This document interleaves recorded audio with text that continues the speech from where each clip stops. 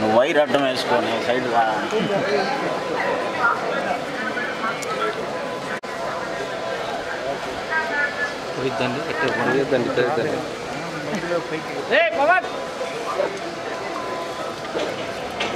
Gate చూసి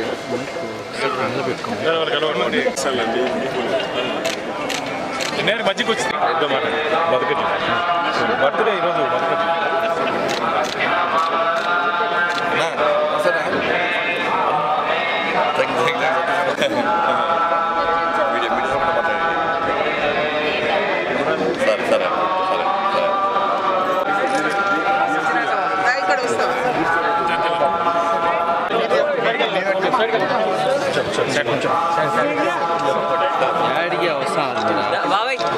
sir నేరుగా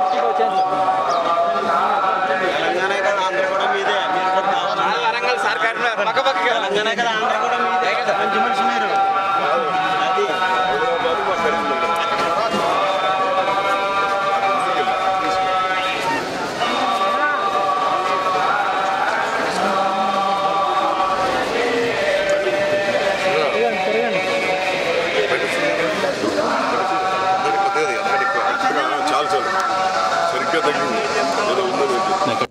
అందరికీ నమస్కారం. కలియుగ ప్రత్యక్ష దైవం, కోరిన కోరికలు తీర్చేటువంటి కొంగు బంగారం అటువంటి స్వయంగా స్వామివారు కొలువైనటువంటి తిరుమల తిరుపతి దేవస్థానం ఇవాళ స్వామివారిని దర్శించుకోవడం చాలా సంతోషంగా అనిపించింది. తెలుగు రాష్ట్రాల ప్రజలు, ఈ దేశంలోని ప్రజలంతా సుఖ సంతోషాలతో ఉండాలని చెప్పి, వాళ్ళ కష్టాలన్నీ తొలగిపోవాలని చెప్పి, అదేవిధంగా ఈ దేశాన్ని అభివృద్ధి బాటలో నడిపిస్తూ నిత్యం పేద ప్రజల గురించి ఆలోచిస్తూ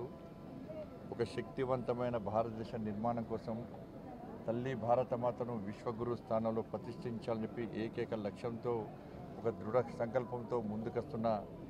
ఆ నరేంద్ర మోడీ గారికి ఆ స్వామివారు ఆశీర్వాదాలు అందించాలని చెప్పి, నరేంద్ర మోడీ గారిని కాపాడాలని చెప్పి, ఈ దేశంలో కాపాడని చెప్పి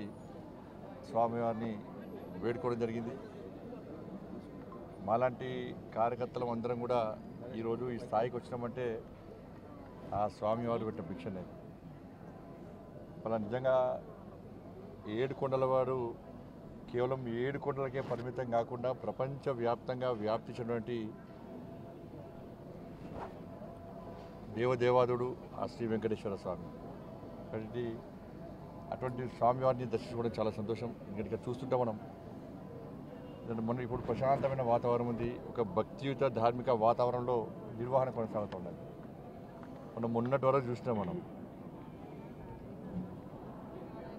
దేవుణ్ణి నమ్మని వాళ్ళు, ధర్మం గురించి ఆలోచించని వారు, పేరుకు నామాలు పెట్టి స్వామివారి ఆస్తులకు పంగనామాలు పెట్టేటువంటి ఆ నయవంచకులు పోయి నిత్యం వెంకటేశ్వర నామస్మరణతో ఆ స్వామివారికి సేవ చేసేటువంటి సేవకుల రాజ్యం వచ్చింది. వాళ్ళు ఇవాళ రాజకీయ నిరుద్యోగులకు పునరావాస కేంద్రంగా పదవుల కోసం ఇన్ని రోజులుగా ఈ టీటీడీని వాడుకునే ప్రయత్నం చాలామంది చేశారు. నేను చాలా సందర్భాల్లో చెప్పినాను, మేము ఎవరు కూడా ఏ మతానికి వ్యతిరేకం కాదు, ఏ వ్యక్తులకు వ్యతిరేకం కాదు, ఏ మతానికి కించపరిచే వ్యక్తులం కాదు. కానీ హిందూ ధర్మానికి వ్యతిరేకంగా, హిందువులు ఆరాధ్య దైవంగా భావించినటువంటి ఈ పవిత్రమైన ప్రాంతాన్ని అపవిత్రం చేయడానికి, వారి ఆస్తిపాస్తులు పెంచుకోవడానికి, శ్రీవారి ఆస్తులను కొల్లదోయడానికి, ఇతర మతస్థులకు అధికారం అప్పచెప్పడం వలన ఎలాంటి అనర్థాలు జరిగినో మనందరికీ తెలిసిందే. అందుకే 2 కొండలవాడ గోవింద గోవింద అనే వ్యక్తులు వేరు. ఆ అరాచక నయవంచక పాలన పీడ విరగడైంది. వాళ్ళు ఏడుకొండలవాడ వెంకటరమణ గోవింద గోవింద అనేటువంటి సేవకులు ఎవరు వచ్చారు వాళ్ళు ఏం చేసారు వాళ్ళు ఇన్ని రోజులుగా స్వామివారికి సేవ చేయడం ముఖ్యం కాదు వాళ్ళకి నేను నిన్న వచ్చిన సాయంత్రం నిన్నటి నుంచి వస్తుంటే ఇక్కడ సిబ్బంది కానీ అనేక మంది భక్తులు కానీ ఇక్కడ గత పాలకులు గత కమిటీ నిర్వాహకులు చేసినటువంటి నిర్వాహకం గురించి చెప్తా ఉన్నారు అక్రమ దందా లంగ దందా లఫంగ దందా దొంగ దందాలు చేసి వాళ్ళ స్వామివారి ఆస్తిని జాతీయ సంపదను కొల్లగొట్టే ప్రయత్నం చేశారు వాళ్ళ ఎర్రచందనం వీళ్ళంతా వీరప్పన్ వారసులు అంతా కూడా వీరప్పన్ వారసుల చేతిలో మొన్నటి వరకు కూడా టీటీడీ ఉండే స్వామివారి పవర్ ఎంతో తెలుసు స్వామివారి శక్తి ఎంతో తెలుసు సరే 10 సంవత్సరాలు వాళ్ళు ఆడింది ఆట పాడిందే పాట కావచ్చు ఇవాళ ఏమైంది పరిస్థితి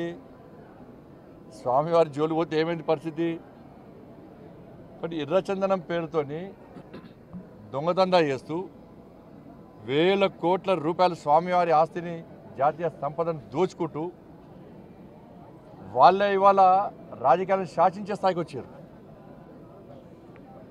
రాజకీయ నాయకులను వాళ్ళ గుప్పిట్లో పెట్టుకొని ఎన్నికల్లో గెలవాలన్నా ఎన్నికల్లో ఖర్చు పెట్టాలన్నా పార్టీలు నడవాలన్నా